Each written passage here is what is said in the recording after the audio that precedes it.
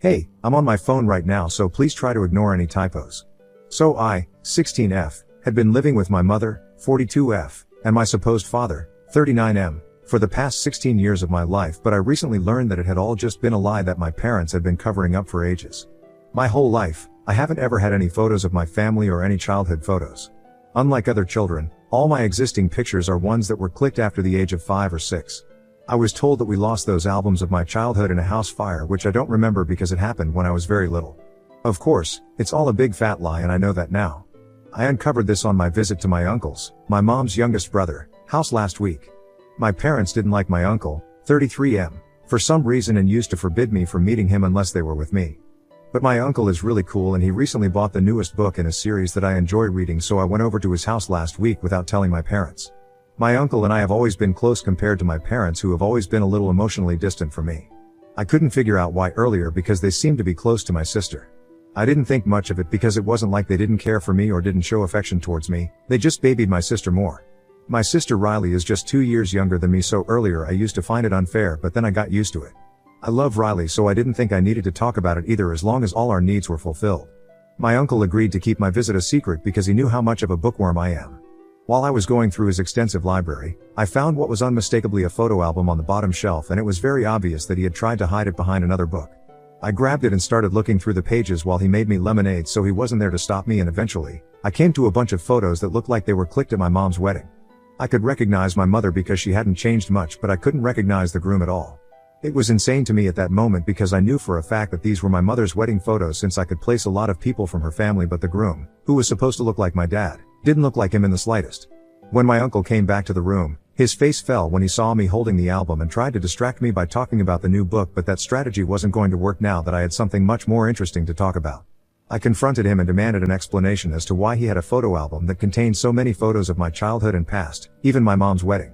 I've been told my entire life that we didn't have any pictures from the past, so this seems suspicious in itself, and then add to that the distinct difference in looks between the groom standing beside my mom and my dad. After a lot of pushing and arguing, my uncle finally told me the truth. He warned me that this wasn't his place to share, but now that I was older, even he felt that I deserved to know. I was intrigued and didn't know what to expect, but whatever it was, I wasn't expecting this. So I've only ever known my mom's side of the family, but never my dad's side, because according to my mother, my dad had been orphaned at a young age. The relatives that he did know had not expressed any interest in adopting him or helping him, so he was no longer in touch with them. I accepted that as the truth, but after my conversation with my uncle, I learned that my paternal grandparents were still very much alive and that the whole story was something my parents had made up to keep me from finding out their ugly truth. Apparently, my dad isn't really my dad. He's technically my uncle because my real dad was actually his brother. I never got to meet my biological dad because by the time my mom had the affair and the divorce was finalized, my dad had already been diagnosed with motor neuron disease, and the court hence ruled in my mother's favor and she got full custody of me.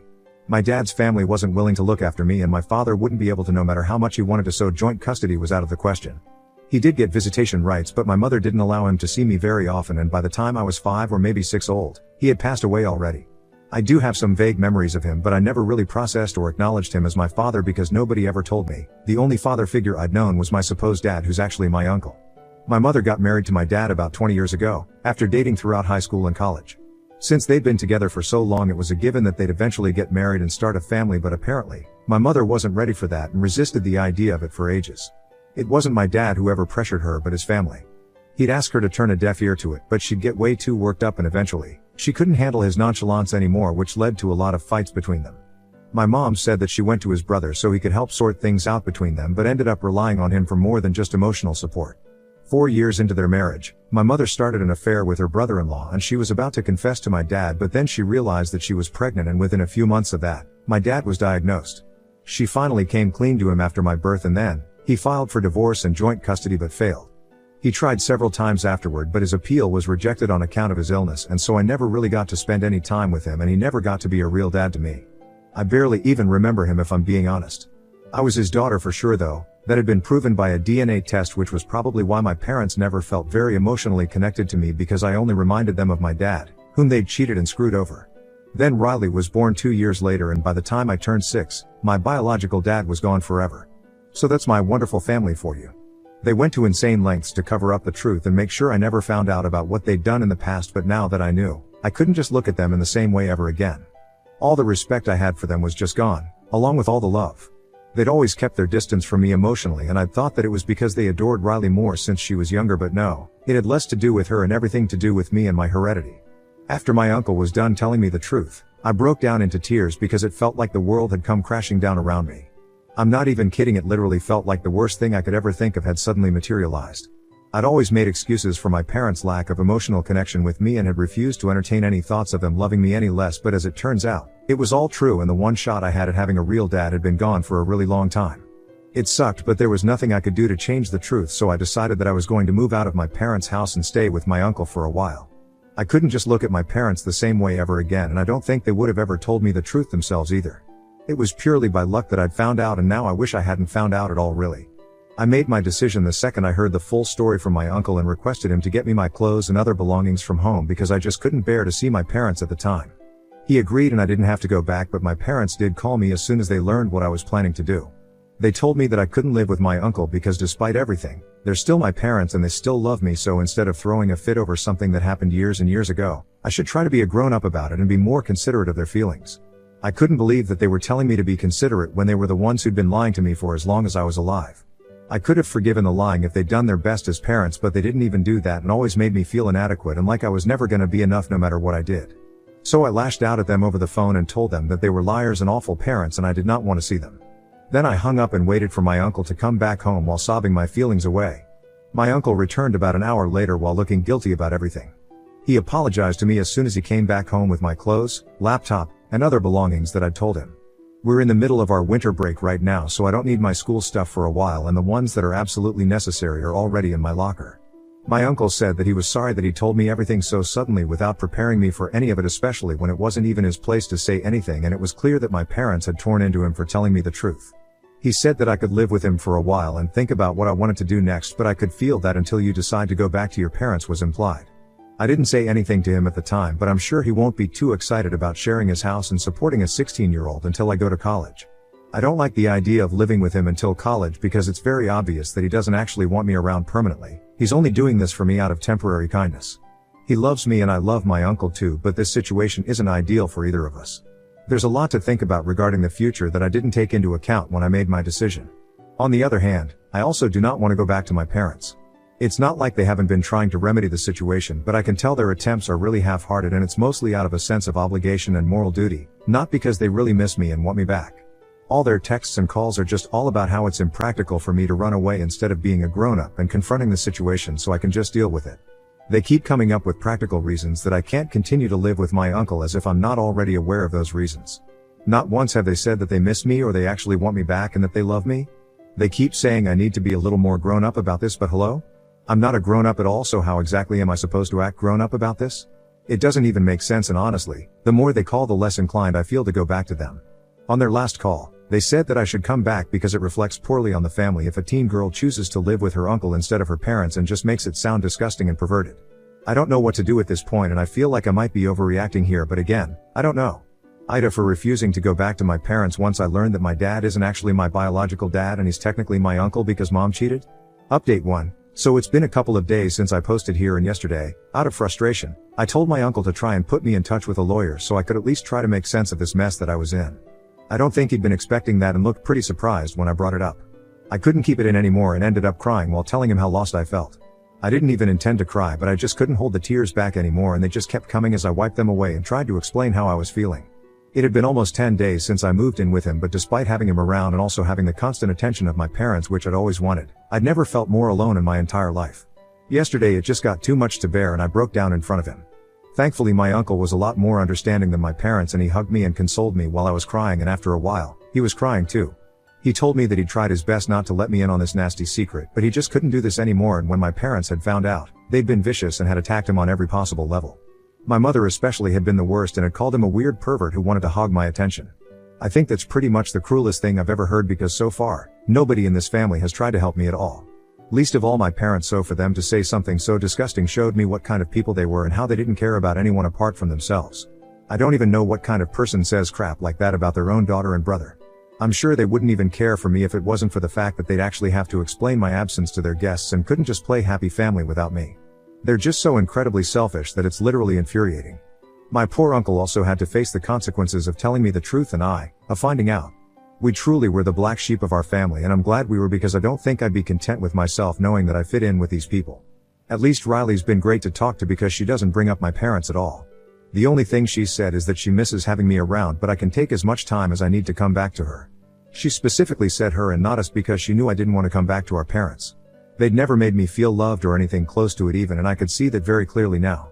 My uncle told me I could live with him for as long as I wanted to, and has even apologized for making me feel like I wasn't welcome here initially. He got too caught up with his own feelings but totally forgot that what I was going through in my teens was a lot harder, and if he was a good human being then he'd put my struggle above mine, which is what he planned on doing now. He's told me that he's going to start talking to lawyers because he wouldn't put it past my mom to try something funny even if it's at the expense of her own brother's reputation. That's how low people's opinions of my parents are, and also there have been loads of people in the comments who have told me that I'm overreacting, but I'd just like to tell them that if they can put themselves in my shoes even for a second and tell me honestly that they'd still be okay with their parents after finding out the truth, then I'd believe that I might be overreacting. Unfortunately, they can't do that, so I don't think I'm out of line for reacting the way I'm right now. I've been lied to my entire life and cast aside for no fault of mine, so when I find out about the truth, I have every right to be pissed about it. Update 2. My uncle has spoken to a lawyer and has prepared the documents for him to legally adopt me after my parents sign away their rights over me. I told my parents about it last night and it didn't go well. I'd called them to inform them that this is what I wanted, but they had an outburst at the very suggestion and called me ungrateful for being so dramatic despite their best efforts. Best efforts? They hadn't even visited me after I'd moved out so they could give it a rest. I brought that up with them and of course, the excuses began pouring in. They wanted me to have my space so they hadn't visited, but now that I was demanding space on a more permanent basis, they were afraid of what other people would say and that they'd find out about how my mother and father were both distinguished cheaters in their prime. It's probably also their biggest and only achievement, I think, as long as you don't count gaslighting your daughter to the point of doubting if her anger towards years of deception is even valid or not. Then that would be another contest for them to win. I don't care if I'm being harsh on them right now. After the things they've said, they totally deserve this and much worse. They're lucky I'm doing it on a platform and venting it all out in a way that still protects their privacy instead of airing their dirty linen in public. I could choose to name and shame them if I wanted to, but that would be too low for me, which is why I'm not doing it. I won't be afraid to do that if they try anything funny though, so I've steeled myself for that as well. Riley is not exactly happy about my decision, but she respects it and she understands it, which is the most I can expect because she's even younger than me, and if I haven't been fully able to bring myself to cope with the situation, then it'll be really unfair for me to expect her to do any better. I don't hold it against her that she's choosing to live with my parents because it's not much of a choice if that's your only option. She's told me that she can never see them in the same light again, but she knows she has to make the best of her circumstances and can't just walk out like I had, because my uncle most certainly cannot take up the responsibility of 2 teenage girls. And I'm not sure if that'll be possible legally either, since my parents have been decent to her, not so much to me. My uncle and I have given my parents about a week to think about whether they want to give up their parental rights amicably or if they want to take this to court.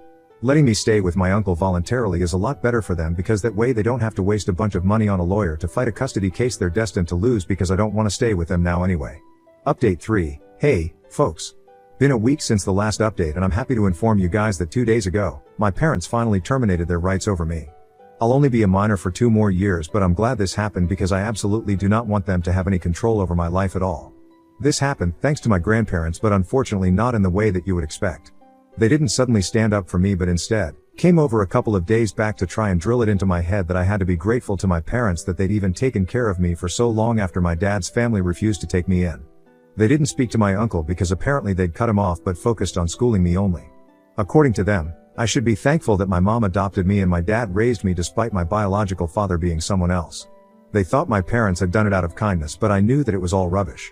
The only reason they'd done so was because they needed to save face, and they knew that if they hadn't taken me in, my father would have made sure everyone knew about their affair while he was alive, which he didn't do. I know all this because my uncle told me all about it, since now there was no point in keeping secrets anyway.